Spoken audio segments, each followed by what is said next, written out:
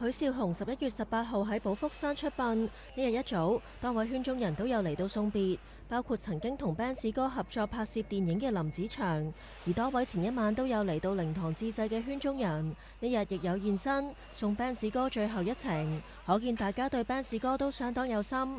大殮儀式喺早上11點進行，並由苗僑偉、歐陽震華、關禮傑、麥長青、羅樂林、阮兆祥、杜燕歌等負責扶靈，身為契女嘅佘詩曼，仲有 Benz 哥嘅繼子，以及捧住爸爸遺照嘅女兒許慧清，亦陪伴靈柩步出並登上靈車。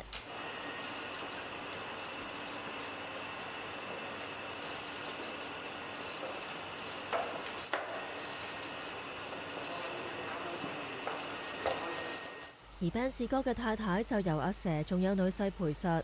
當靈車離開殯儀館後，家屬好友就分批登上旅遊巴前往火葬場。許慧清同 Benz 哥嘅繼子隨靈車抵達火葬場後，家屬親友隨後亦陸續到達。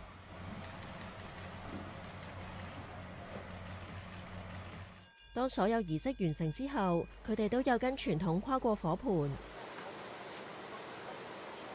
而有份負責扶靈嘅歐陽震華就有接受訪問，追憶呢位相識多年嘅師兄。真可惜呢個圈又少咗一位可以令觀眾睇到五體投地嘅人。有邊套戲有邊個劇有 Benz 雄喺裏邊呢？嗰套劇同嗰個戲呢就定好多㗎啦。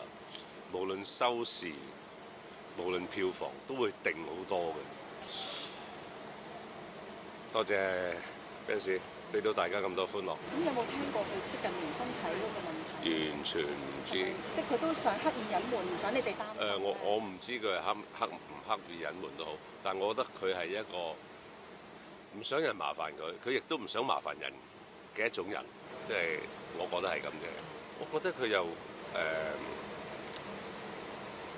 個心態上係好開朗嘅，好豁達嘅，即係覺得個個人都係要會行呢條路㗎啦，係嘛？睇下邊個上車，邊個落車先㗎嘛。